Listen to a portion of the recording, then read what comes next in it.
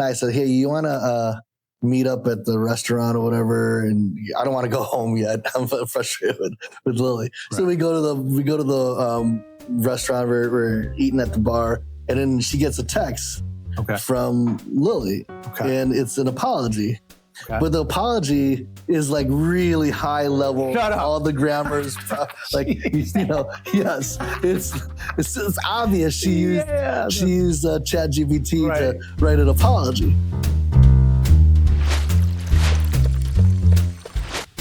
Welcome to another episode of Don Draper's Den. On this podcast, we discuss branding and marketing, how it touches so many aspects of our lives. We also talk a bunch of trash about music and food and culture and nostalgia and each other and so much more.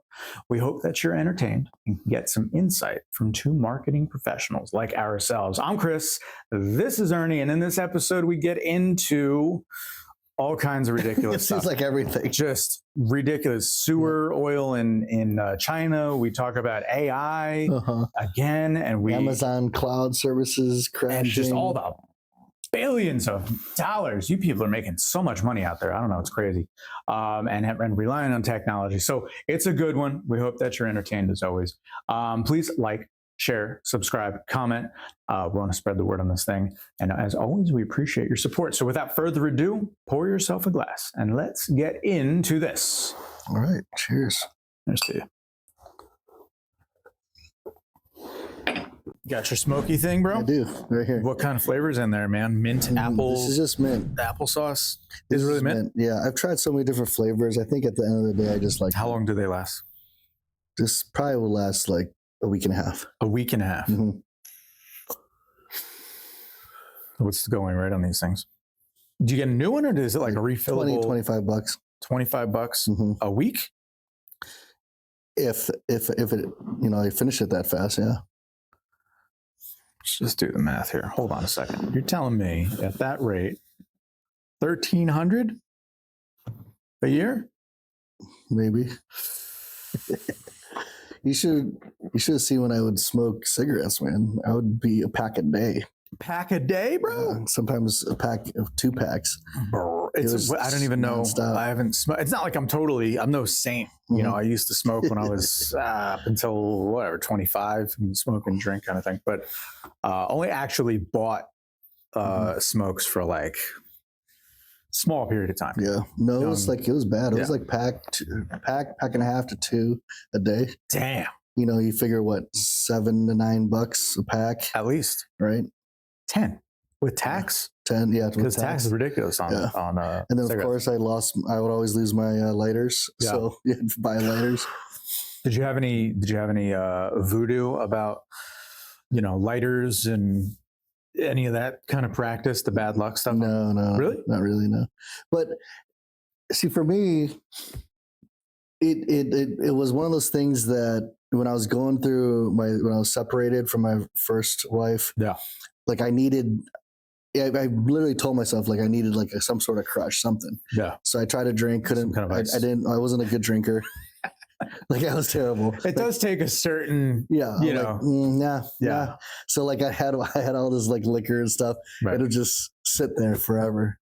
So then I'm like, well, I'll try cigarettes. Yeah. And it worked. So I'm like, it was good. It gave me something to do. I had to get up out of my bed or out of the couch where I was just moping, go out to the back of the house, the porch, the deck, and just light it up, smoke. And I'd be pacing around because I was constantly anxious or things were happening. Yeah. And so that's what I used to cope. That was my mechanism. And then, meeting people at the bars and meeting Hannah, then it's just like everybody periodically gets up out of the bar seats and goes to the back door. Right. Yeah. So you don't want to be left alone. So it just became, easy. Yeah. But totally get it. It did get to a point, so I did that for years. I did get to a point though where I just didn't like smelling smoke all the time. It's rough. And I would feel bad. Like somehow I convinced myself like, no, I don't smell like smoke going into meetings with clients. And I knew, of course, like I'm in denial. Yeah. Of course I smell like smoke. And even if you smell like smoke and it's like some spearmint gum, it's still like, you reek of smoke. Yeah. Right. So I'm like, what made it easy for me probably was that Hannah went to vapes. Yeah. And so then I went to vapes, but then I went to non-nicotine vapes. I went from non-nicotine vapes, and that doesn't do anything for you. Right. And then it weaned me off because after a while you just forget to do it because you're not addicted. There's no nicotine in it. Right. That I just stopped. And then I stopped for about 2 years. Right. Nothing. Even though Hannah was still vaping, I didn't have that urge. Huh. So what the hell is that thing? This has nicotine. Oh, okay. So we're back in the we're back in the train. We're back. Right. Quitters never win, dude. And the reason the reason why. No, go ahead. There is a reason.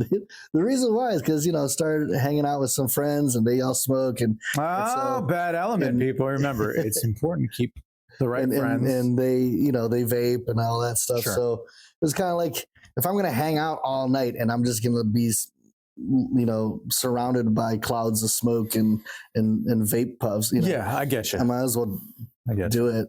Yeah. Right. But I occasionally I'll smoke. Right. But it doesn't do the same for me anymore. Like I can't do it.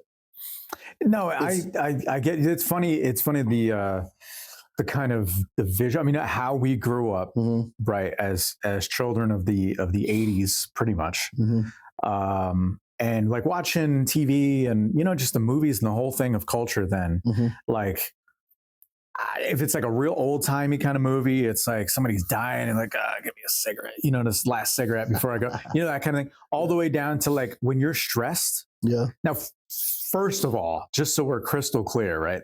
It's like nicotine withdrawal mm-hmm. that makes you stress. Yeah. So when you take in the nicotine from the cigarette, it relaxes you. But you're just feeding the monkey. So let's not, let's call a spade a spade. But that said, nicotine definitely has it's a nootropic, mm-hmm. right? And I get it.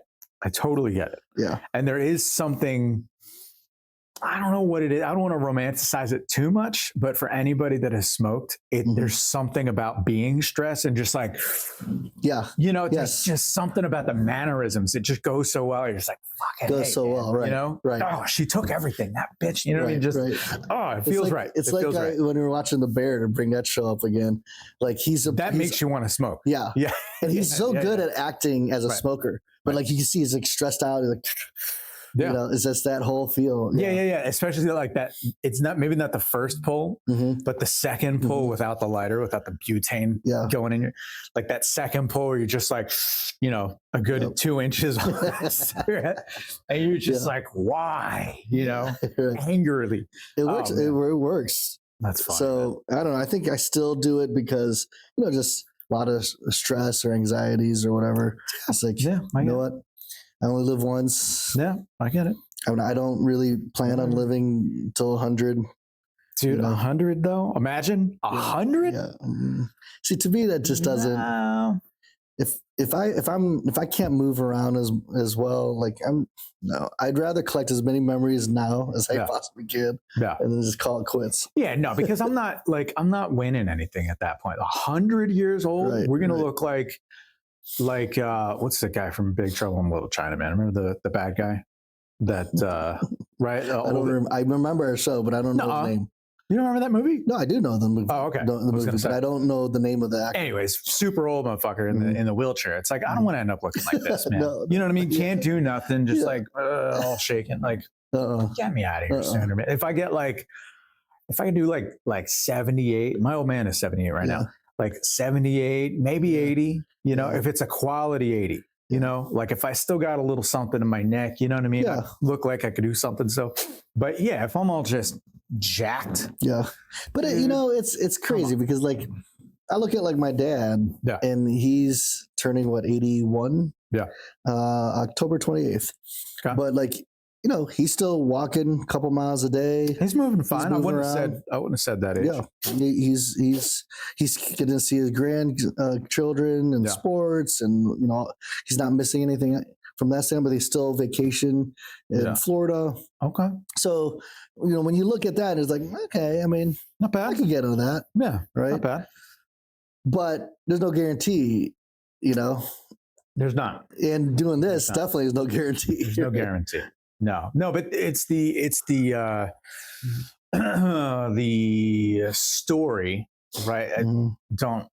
nobody's writing books about me, right? I don't have that illusion, but just theoretically in the story of my life, right? Like, yeah, I'd much rather have the chapters be dense with, interesting shit, if that makes sense, like the plot twist, like I kind of every now and again, I look back and almost lends itself to having a cigarette, as you kind of think back, you're like, oh, how did I fucking get here?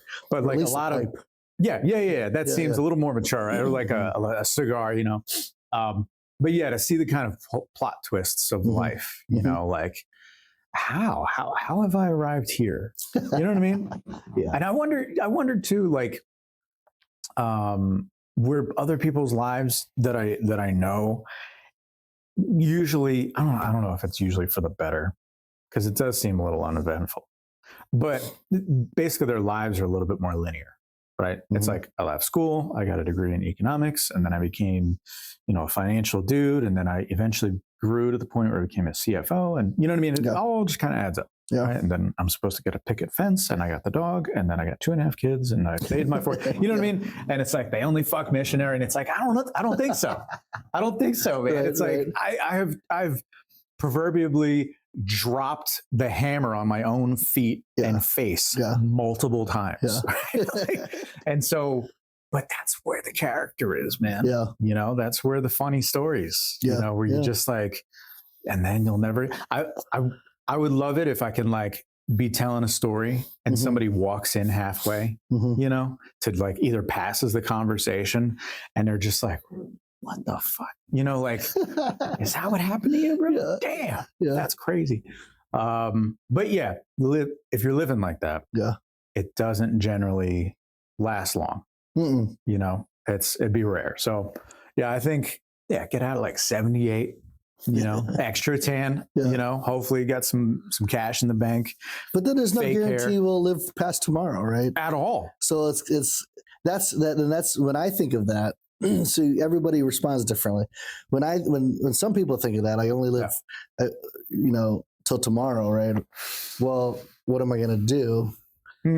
Right? Everybody's a little different. Yeah. I'm more of I want to experience. I just got to go do things I've always wanted to do, or things I didn't even know I wanted to do. Where others is like, well, I want to impact people's lives. I want to go. That's definitely a part of it for me. But obviously, families involved.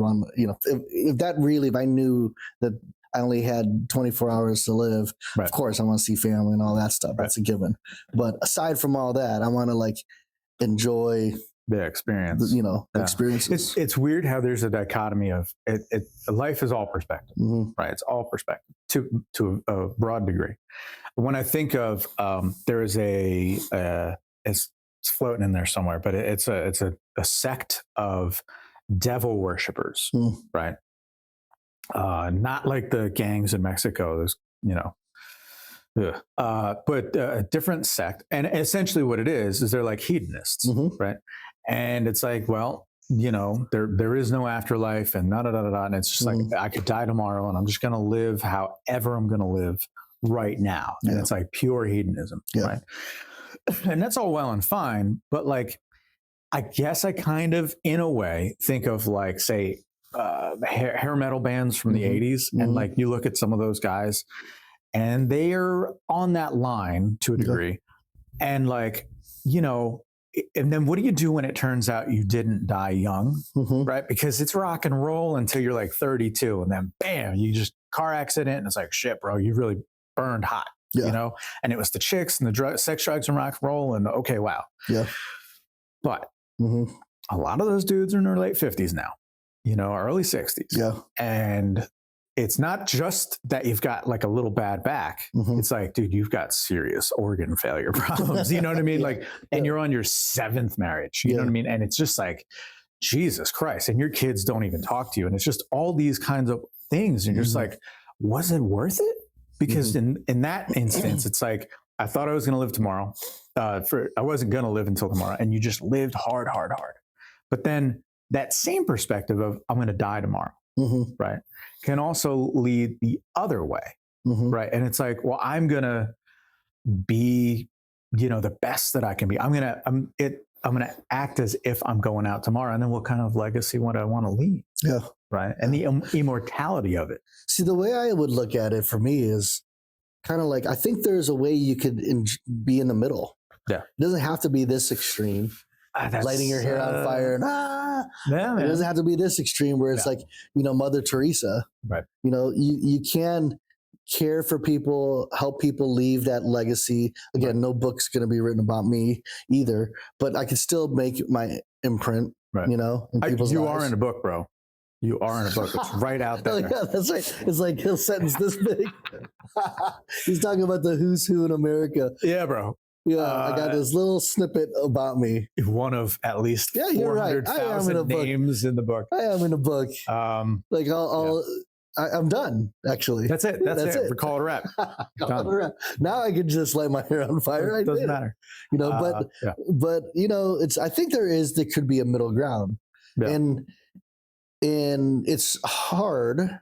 You got to be mature and responsible through it all, right? Yeah. But this whole idea of like, I'm just going to give everything in life and, I don't know, for me, that doesn't do it for me either. I just feel like so exhausted, giving, never getting anything, never getting the praise, whatever. And of course, from my faith standpoint, you're saying, well, yeah, but you'll get in when you're in heaven, Right. I'm like, yeah, but I also don't think that this world was created just so that we could.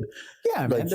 You reminded me of Buddhism in this moment, right? Because you're essentially going to lead into like life, as they say, life is suffering.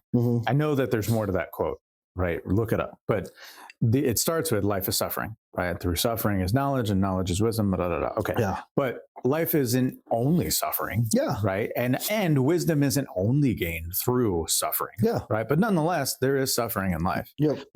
The other thing that you reminded me of is, the middle path, as they say in Buddhist tradition, right? Is the middle path is the way. And I'm never going to forget this. I feel almost dumb that it's from a movie with Keanu Reeves, but Keanu's all right in my book, where he plays the Buddha, King Siddhartha, right?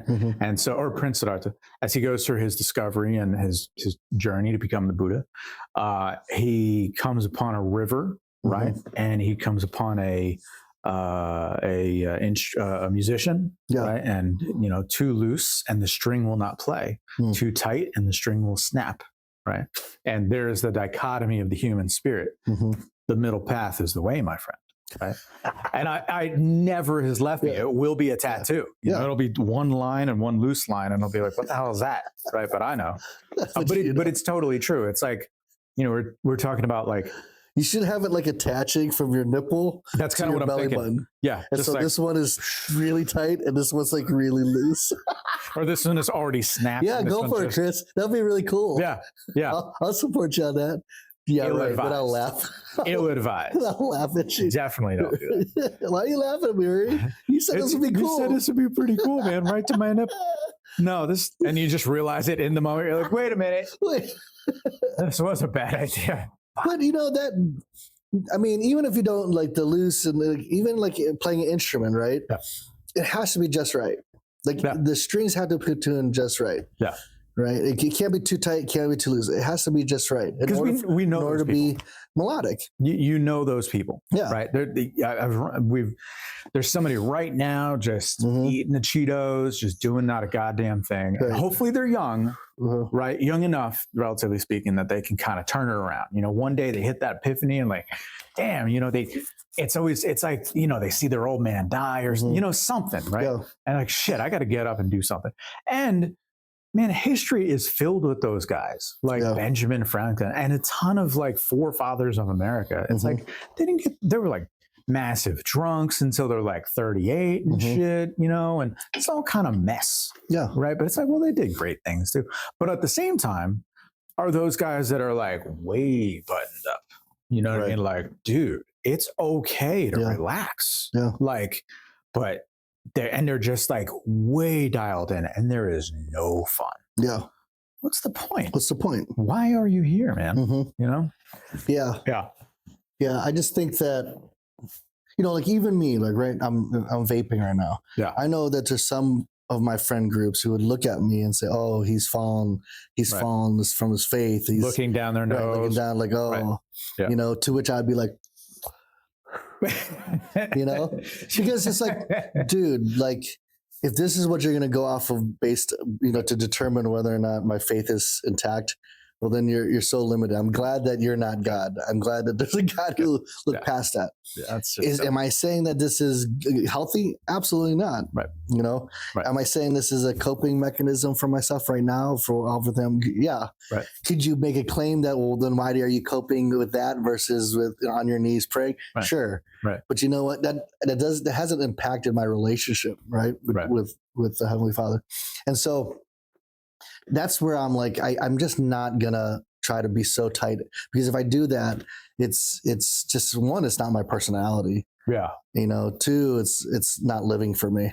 And now, if I'm going off the deep end and doing heroin and stuff, well, there could be a problem with that because it's impacting other people's lives. Like, I'm not showing up to work. I'm just, I'm stealing from everybody so I could get my next fix. Dark days. Right. Yeah. So again, it's just, I just want to be just right. And then when I'm convicted to stop, I'll stop. Right. Yeah. There are those moments, man. And it's weird, that surrendering moment. And that's what they are, right? Mm-hmm. You just feel like done. Yeah. It just leaves you. Yeah. Well, that was heavy, man. I know, right? I don't know how we got there. Well, because you're picking on me. That's right. I was picking on you. That's funny. So what is it? I'll do it on my time. I'll stop on my time, Chris. Apple mint, strawberry cloud, or whatever the hell. Mm-hmm. I only know that I go to the one gas station down the road. Mm-hmm. It's like the BP or whatever it is. And I just walk. I never pay attention. I go in there after the gym some days and I'll get like a Coke, right? Because I heard Floyd Mayweather would drink Coke after he works out. And so it's kind of my one vice, right? Yeah. So what you're saying, you're equating yourself as Floyd Mayweather? Basically. I'm about the same size as him. So you run away from every fight is what you're saying? Damn, bro. You heard it first. That's just good Pacquiao. Listen, I still have bitterness because he really didn't. He really did him wrong, man. Did he fight Pacquiao, really? Just fight him at the right time. Boxing, dude, I'm just so burnt, right? Mm-hmm. Because even every now and again when I would find a boxing match or something I was excited about, it was the worst to try to get the damn fights made. Yeah. Why? Yeah. Why you make us so miserable, man? Yep. Anyway, but I was gonna say, but I notice these, like to the ceiling. Mm-hmm. Like what is this thing? Mm-hmm. Right. And then I realized, like, oh, these are all vapes, man. Yeah. And like the flavors, like, why? Yeah. I don't know. Anyways, so that's my idea. That has nothing to do with what we were going to talk about today. Yeah. No, not by at the all. way. Right. I can tie it in. I'll try to tie it in this way. In the stress of yesterday's human bottlenecking, in the marketing business. Right. Mm-hmm. Specifically. Okay. Here, I'll set the scene. Okay. This will get us in. Picture it's like 1996. Right. And I'm actually in high school at that point. But anyway, so it's 1996 and you're in some marketing agency of some kind. Right. And you've got a campaign, you've got an ad campaign to make it easy for everybody out there. You've got an ad campaign, which essentially means you can have some kind of, thrown on the side of a bus and the side of this, and maybe even on TV, a billboard, right? A print thing. Okay. And so how does that manifest, right? In 1996, it's very unlikely that it's on a computer. Yeah. Right. Well, go further.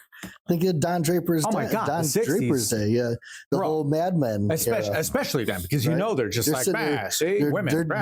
They're drinking, bourbon or whiskey, right, and like they're smoking, right? As they're thinking of the next ad when they're smoking, right? And that's, by the way, that's kind of what appealed me to this whole thing, because when I started, agency and, especially 2016 on and smoking and stuff, I was watching Mad Men and like that. Those are the days when Don Draper, like watching Don Draper, he's smoking with the guys, talking about different ad campaigns. Like, man, I miss that. So that's why my last office, I designed it to feel like, it was back in the day. And that's why we have this show called Don Draper's Den, right?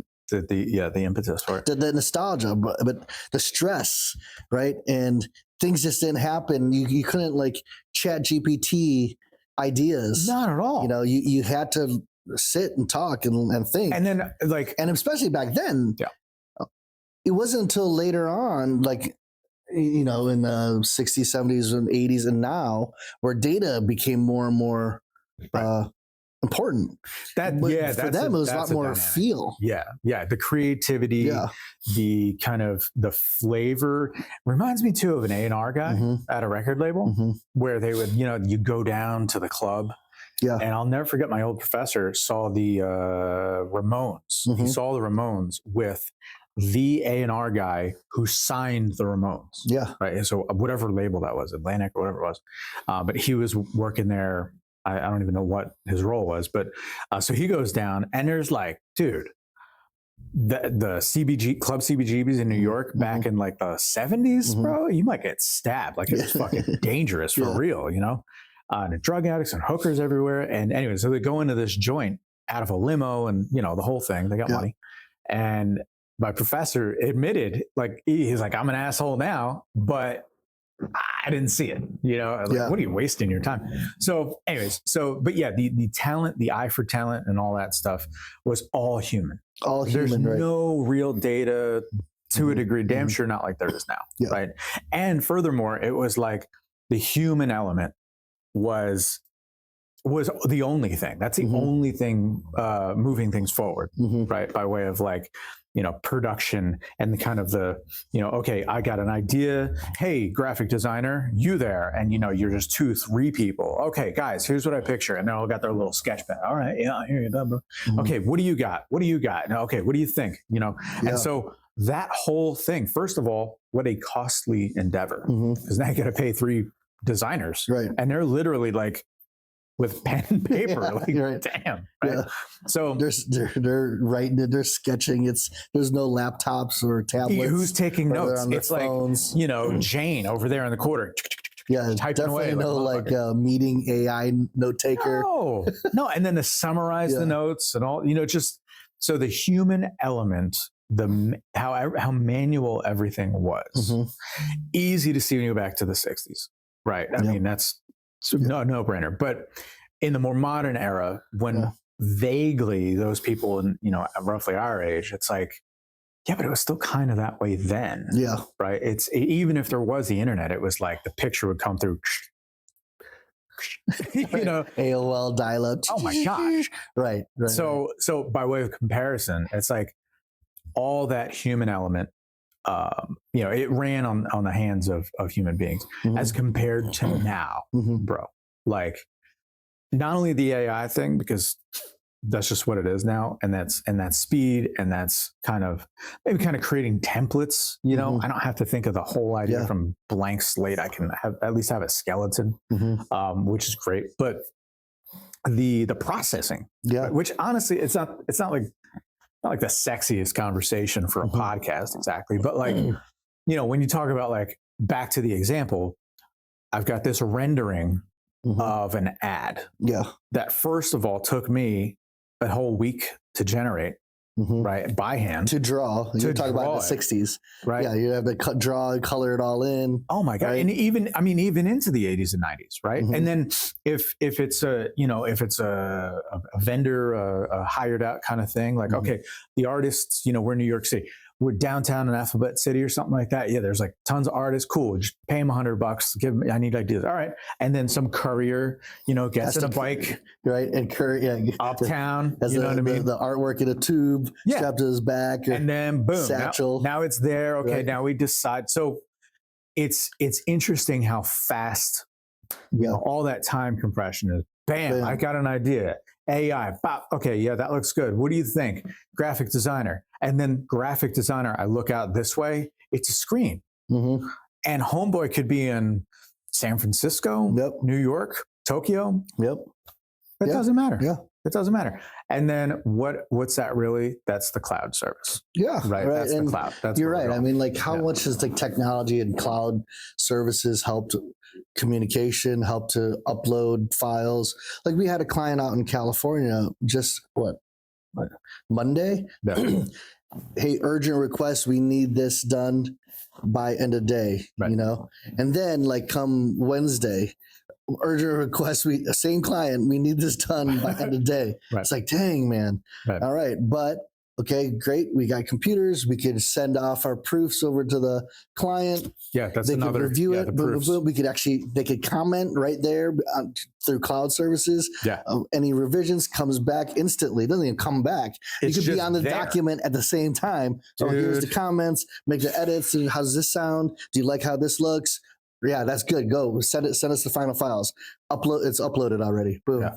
All right, done. I'm so insecure with that too, because like when we got the, because I mean, that's how a lot of how we operate, right? On that sort of situation. So we're looking at I'll see like Sam, or even worse, like Marianne, because she's a freaking writer, like a real writer. Yeah. So I'm just like, I can barely spell. And you know what I mean? I feel like as I'm typing, I'm like having to backspace, but I'm also typing really slow and clunky. Oh man, it's very difficult for me, dude. Oh yeah, very difficult. I love it though when we're on a working document on the cloud. Yeah, and then you see all the people who's looking at it. Yeah, and everybody's making their edits or highlighting. Yeah, commenting, and it's all it's cool that it's a living, breathing thing. Even that has helped. Like what we would do when we're running onboarding assessments with clients. Yeah, if we will do it like in person. But then everybody has their laptop. Yeah. We have one document that we're working off of. And so as I'm asking questions, Sam is over here taking notes, or Bree, Marianne is over here also adding notes to it. And I'm watching it as it's going, as they're processing all that. Yeah. In real time. And then I could like correct them, like, no, it's this. Right. It's amazing technology and how it's really helped us in the marketing world. And more than, like you said, more than just AI and chat, but also in the cloud services, it helps our processes. Oh my God. I mean, even so we're the thus the vape, by the way. Yeah. Right. Because yes, it speeds us up, but man, is this constant. Well, the expectation is like expectation. It's going to happen now. Yeah. Right. And then the interesting thing in that in the speed of the process, right? The integration, right? Which is frankly, I feel like half the time I'm aware, better than half the time I'm not aware. Like what I mean by that is like how my picture pops up, say in a Google thingy or a whatever it is, right? And then I see that, and at this point I'm like, okay, cool. I'm signed in.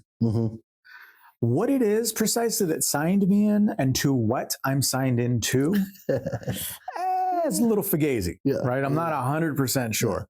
Alls I know is that I don't have to sign into stuff anymore.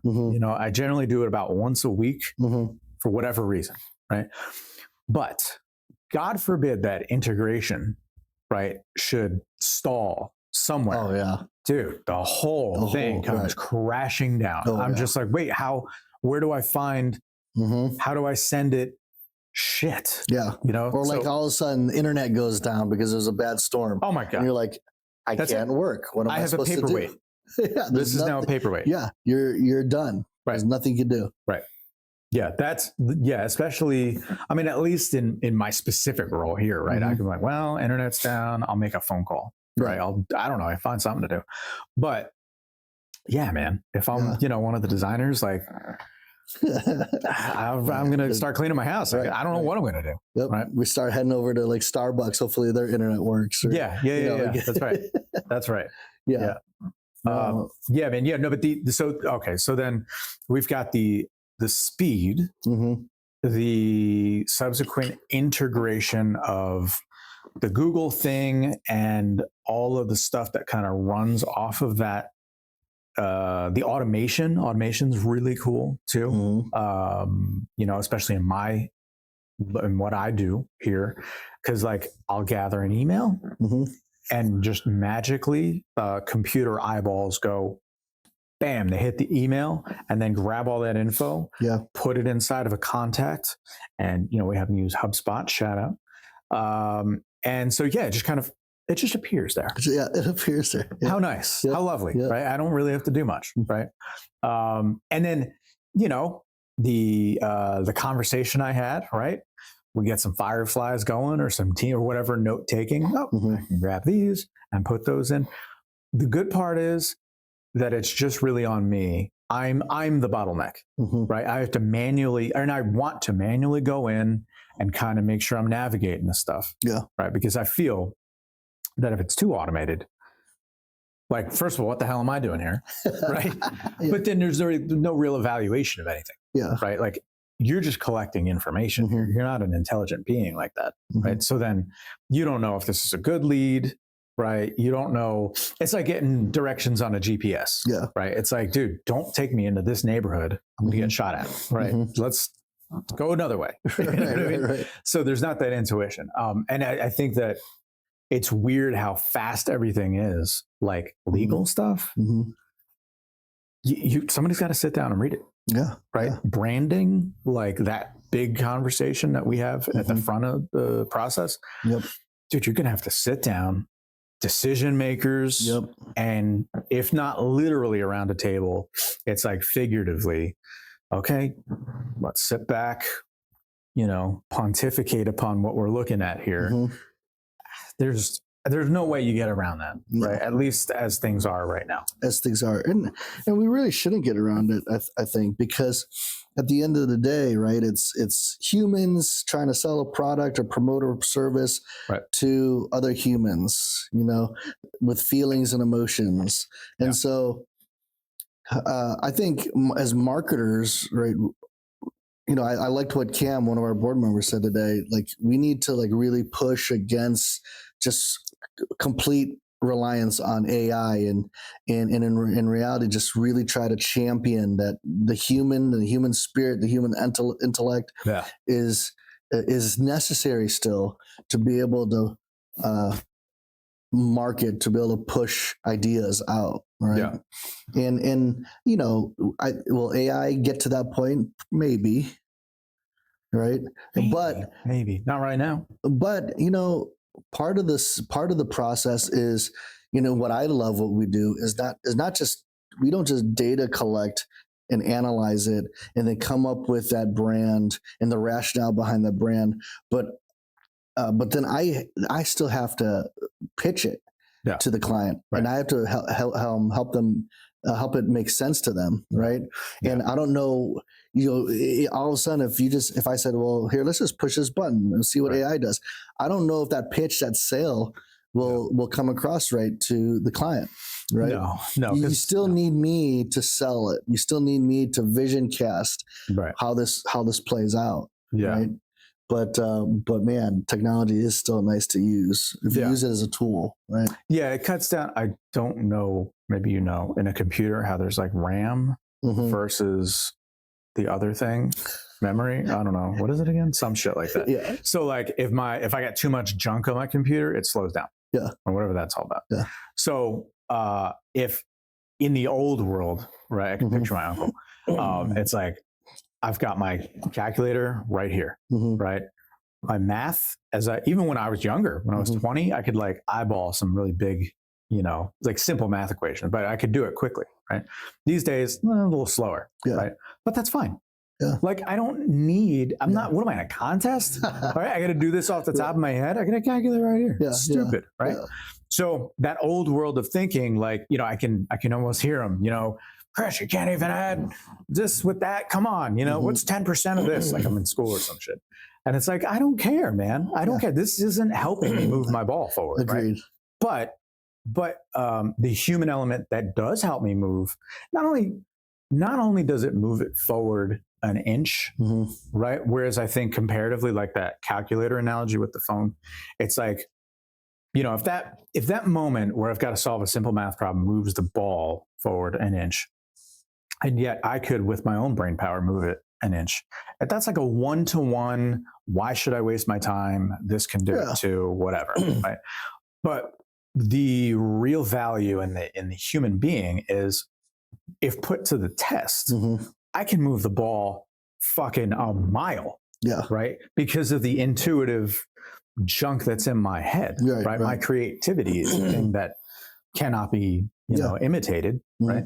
And I'm just, again, they're not going to write books about me, right? But it's just that all human beings possess that. Yeah. And AI's not getting that. No, I don't think so. And, it reminds me of, what was it, Albert Einstein? Yeah. Just the whole story goes, I don't even know if it's true, but the whole story goes where like he has to look up an equation in a book, and the students, it's a simple equation. The students kind of chuckle or laugh. Yeah. Like, why do you have to look that up in a book? Or Albert Einstein's like, it's because the things that I don't need to memorize, I don't need to memorize this when it's easy for me just to look at a book and pull that out. Right. I mean, and this is a pretty smart guy. Right. Like my brain is thinking at a different, a different stratosphere. Yeah. That this other stuff, like if I can simply just look it up, why do I need to remember it? That is tremendous. That is tremendous, because it really is. I don't know why that is, man. Mm-hmm. Why it's seen as like a dig on me or anybody, where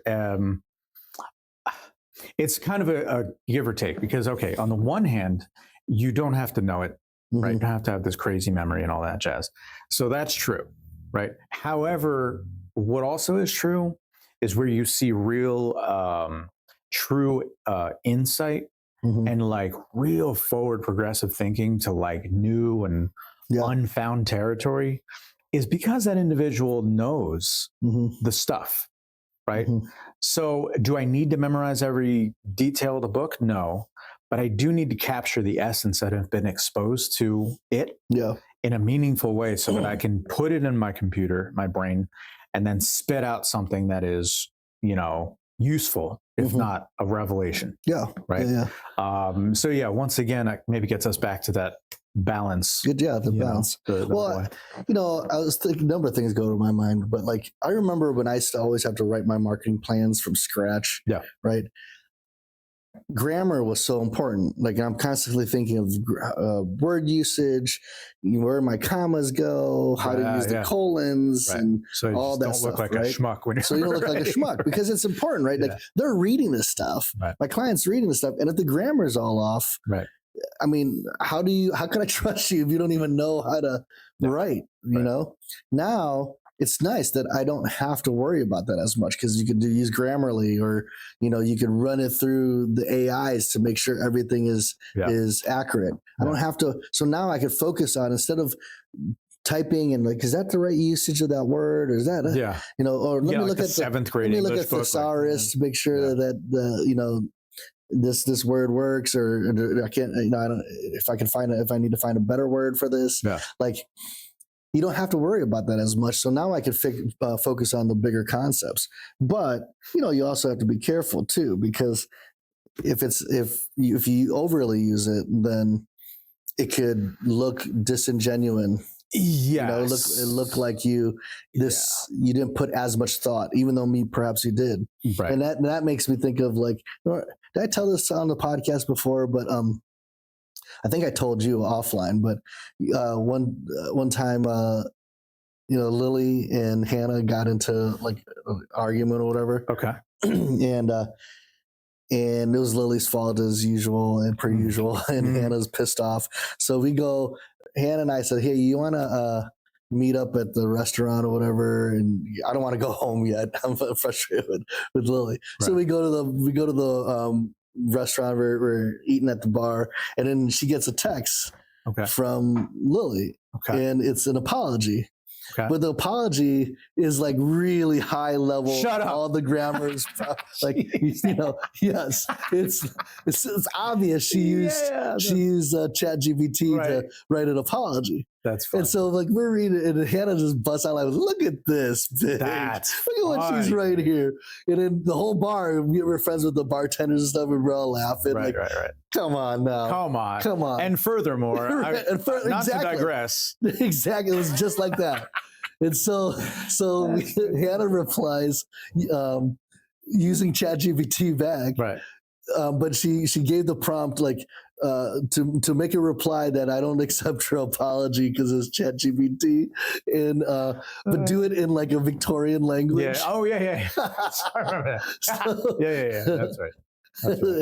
Oh, we're just busting the gut. But again, like, did it communicate the same thing? Yeah, she was apologizing, but No, sorry. Didn't come from the heart. And that should count because it comes from the heart. Right. That's the whole reason you did it. Right. It would have been better if it was even just simple and say, sorry, Mom, I screwed up. My fault. My bad. Yeah. I'll try better. Like that would have been probably enough. Right. Yeah. That's good, man.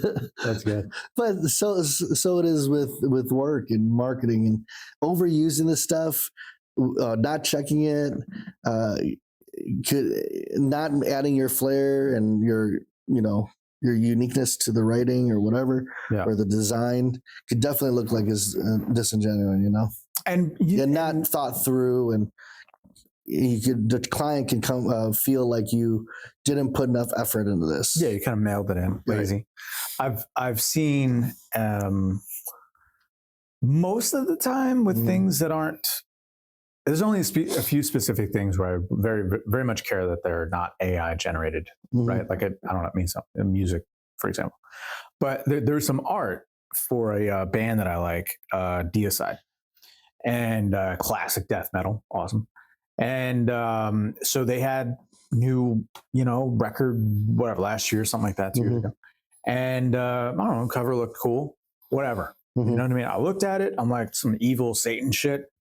Fuck yeah, let's go, right? Yeah. All I need, but of course, there's all the, the folks out there eating Cheetos. I don't know why I pick on Cheetos, but they're just like very upset about this, right? Because it looks AI. And another thing too, see? It's like, Jesus Christ, guys. Yeah. And I looked at it again and I'm like, well, I guess it does kind of look a bit AI, but I don't know, it looks evil. I don't know. Yeah, what I mean? Yeah. Whatever. Was fun. This recent? It was within the past year or two. Okay. Yeah. Past year or two. So, anyway, so they get some shit for it. And the lead singer, kind of the leader of the band, Glenn Benton, she kind of came back like, yeah, we used a little bit of that, but we, our artist put some flair on it too. So like, get the fuck out, get over it. Yeah. It's not a big deal. Yeah. So that it is that pervasive, right? Yeah. And it helps the budget. It helps the budget. You don't, Cannibal Corpse, for example, has been using the same artist for, 35 years at this point since they've been a band. And I would assume that they hook old boy up, because he's done all the cover art, album artwork for the band, right? I would hope they pay him a nice little chunk of change for that, right? So by way of saving money is my point.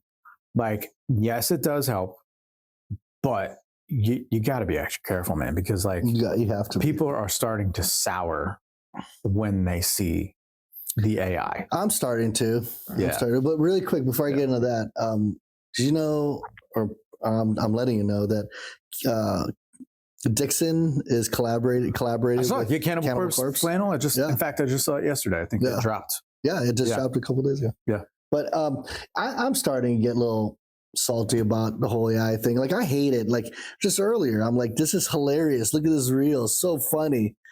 Your bird video? Yeah, the bird video where the birds is like standing there in the kitchen watching the bird owner apparently cut into a cake that looks like the bird. And so meantime, as she's cutting the cake, the bird's like squawking like, ah. It's like, holy shit. Right. Yeah, sure. And like, oh, that's funny. Right. Like, that's cute. Whatever.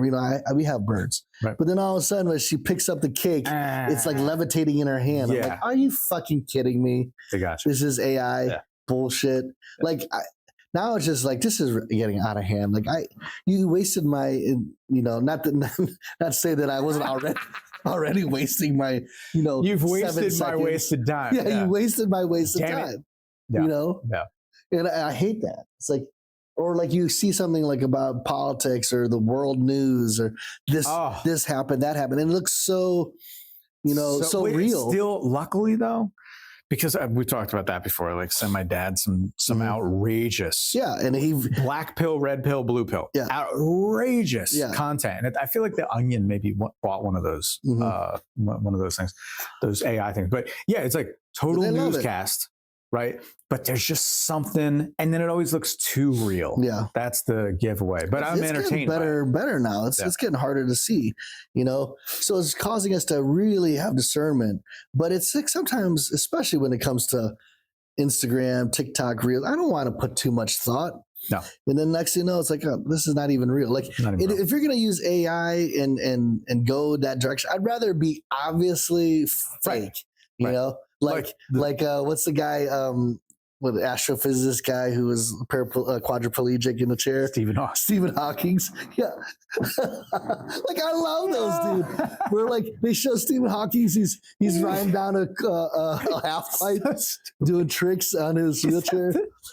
He's gotten throwing money at the strippers as another one I saw. I'm like, oh, he's one of the great thinkers of the past 100 years. I love those though. Like I bust a gut.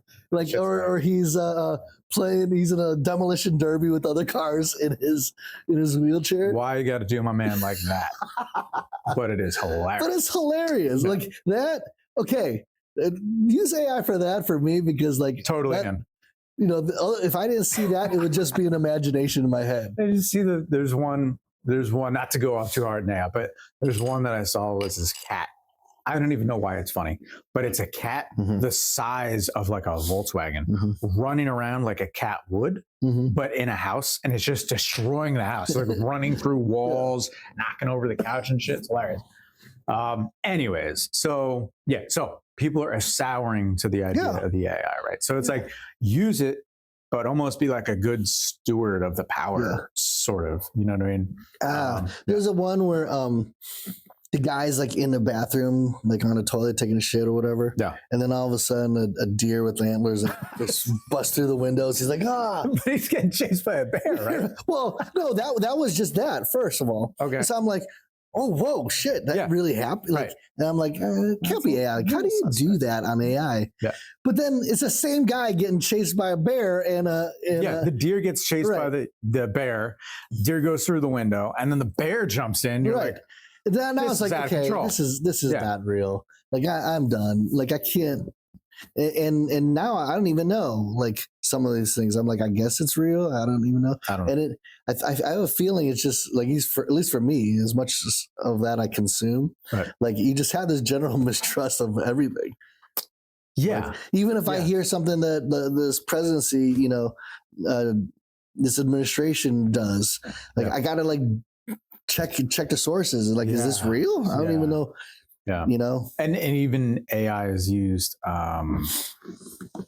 There's a couple, I can't remember the tools, but there's these news sourcing kind of sites that will, you know, give you the skinny on how many reported left, how many reported right in the American news cycle.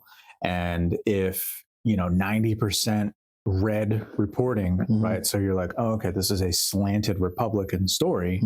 Then, you know, you kind of look at it like, well, why are you guys talking about this only? Yeah. You know, or vice versa, you know, where it's like, you know, the news doesn't bring up, for example, how bad, you know, Biden looked at the end. You're just like, guys, look a little disingenuous. You know, but then the AI is helping to source that. You know, you realize like, oh, not a single news company, you know, a proper big news kind of joint said anything about Biden's condition. You're like, that's a little suspect. Yeah, a little suspect. Yeah. What is going on? Yeah. So anyway, so it's there to speed things up.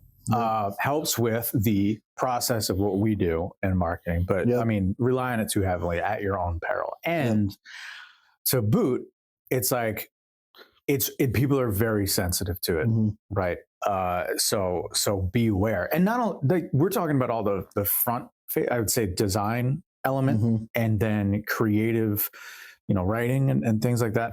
But where the real trick is like the internal automation, right? This, again, not necessarily the sexiest conversation, but like when you have a client relationship management tool, CRM, and then it's starting to like, you know, sift through it and make connections, you know, and hey, you know, 90% of your people work in the healthcare space or something. And, you know, it's giving you all these insights. It's like, yes, it's very helpful, right? But it can kind of lead you astray. So you got to be careful, man. You know, you can't just take that at face value. It's like, no, okay, well, you might have given me insight, but let me just double check.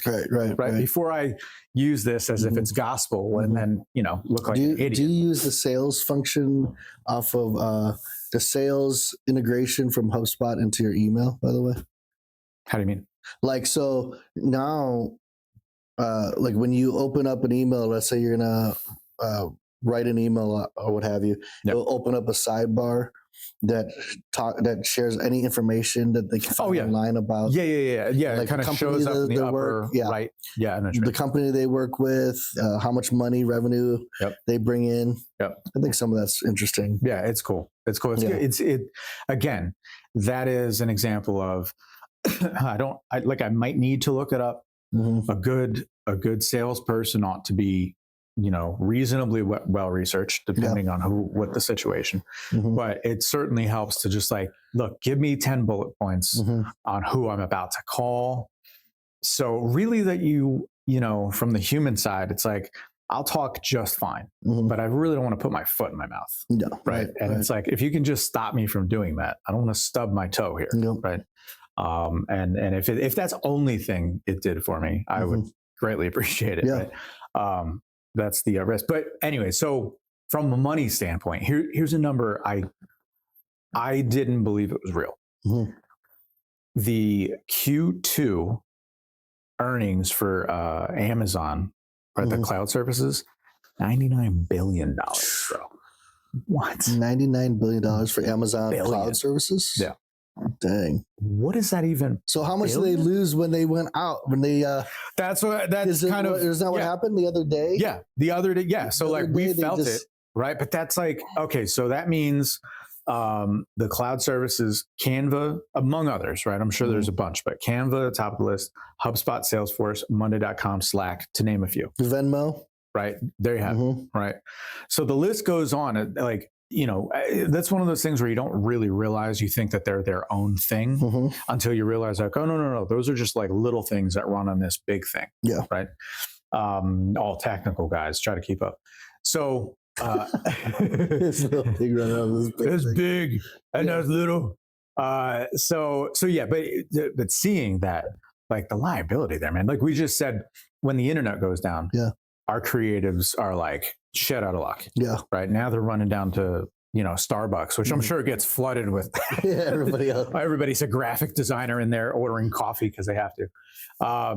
And so, yeah, when those things go down, we're talking about the bottlenecking that is typically, if everything's going smooth, the bottlenecking is the human element. We got to slow down for legal review, for the brand in our business, the brand review, or just basically big idea moments where we need human beings to evaluate the hell's going on, right? Yeah.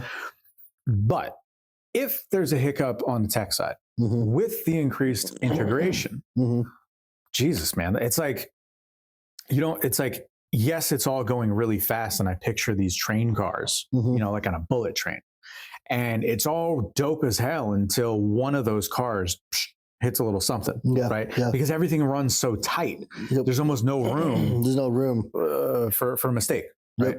And so, yeah, that's a massive liability. And on the other side of that, would seem like a good point is, okay, well, make sure you're backed up, right? What's your emergency kind of protocols? Yeah. You know what I mean? How do you compensate for when this usually smooth running train just totally fucking derails? Did they ever find out what happened with the Amazon cloud services? Not that I'm aware. Yeah. It always feels sketchy. Right. I just remember I was trying to work on Venmo and it was just offline. Yeah. And then all of a sudden, you start hearing about what happened with Amazon. So then I started getting to think, how much money did they lose? What's the liability? Was there lawsuits? Because you figure there's a lot of that one day being out of commission lost a lot of staggering business. If you think about maybe think of anything that has a dashboard, right? So that is to say, what we're basically managing real-time data upon which decisions are going to be made, potentially even immediate decisions, right? So your ability to pivot, as they say in the business world, and make those immediate decisions, which, by the way, that's the standard of what it is today. Immediate. Take something bad happened or something bad is happening, and it's you can picture them after the fact, why didn't you close the deal, or why didn't you stop this, and blah blah blah. And it's dude, the dashboard, I didn't know. Yeah. Right. The dashboard stopped for all of 12 minutes. Right. And in that time, but it was longer than that, though. Well, this was more significant. Yeah. And I can just imagine it was like probably some janitor like mopping the floors in the Amazon cloud service room, and then the handle of his stick hits some coffee mug. Oh shit! And then puts just the headphones back in. Lights up a little joint or something. All right, well, look, guys, wasn't me. Just disappeared. Yeah, man. Yeah, I don't know. That's the only thing that kind of stuck out to me today was that, like the importance of the human element, right? Because like for all the technology and all the stuff that we can do, it still just doesn't feel right. When it's like 100%, just fake. It just feels fake. That just doesn't hit. And then not only is it's not even like we're neutral on it either, because when it's fake, it's not like you're like, just keep moving. It's more like, you know what I mean? You're just like bothered by it. Like, it's dumb. Unless they're not trying to hide it, like we said. If it's supposed to be AI and we're all having a laugh, fine. Yeah, man. Yeah, and it's not going to go away. Some stats, right? This is one that got me. 94% of major companies worldwide use cloud services. 94%, man. Right? And I'm trying to think who doesn't. Who would not, man? Unless you're making. World? I mean, I guess there's the little grocery shack. I guess in third world country. Yeah, right. Sure. Yeah, you're all cash business. You're making boots somewhere, or I don't know. But yeah, 94%. And then the street vendor in like China that sells like buckets of frog legs or something. Dude, do you know about the oil they use? No. Bro, it is so dark. You really never heard of this? No. Bro, so I forget there's an actual like slang term for the kind of oil, but it's recycled from human sources, let's say. Right? So they source this from the sewer. And somehow or another reduce it into usable cooking oil. From human waste. Bro. No. I mean, do they recycle it a lot? Like, I mean, do they put it through a 99-point process of distillation? Like, I mean, I'm just saying, man, if you're like some street vendor, right? Are you really going through that much diligence?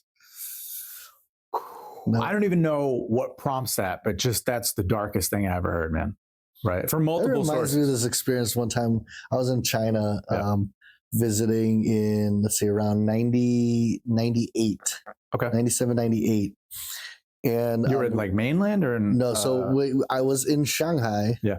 But we had taken a trip out to the country. Okay. And it's just like you see on like, in movies or whatever. It's really picturesque. It's beautiful, right? Yeah, it's gorgeous. That side of it. Yeah. But then there's the other reality side of that you don't see, right? Yeah. And so I remember we took this little boat ride on this little river. Okay. And, it's cool. There's a guy like, steering with the big stick type thing. Yeah, okay. It's like, oh, this is so cool, right?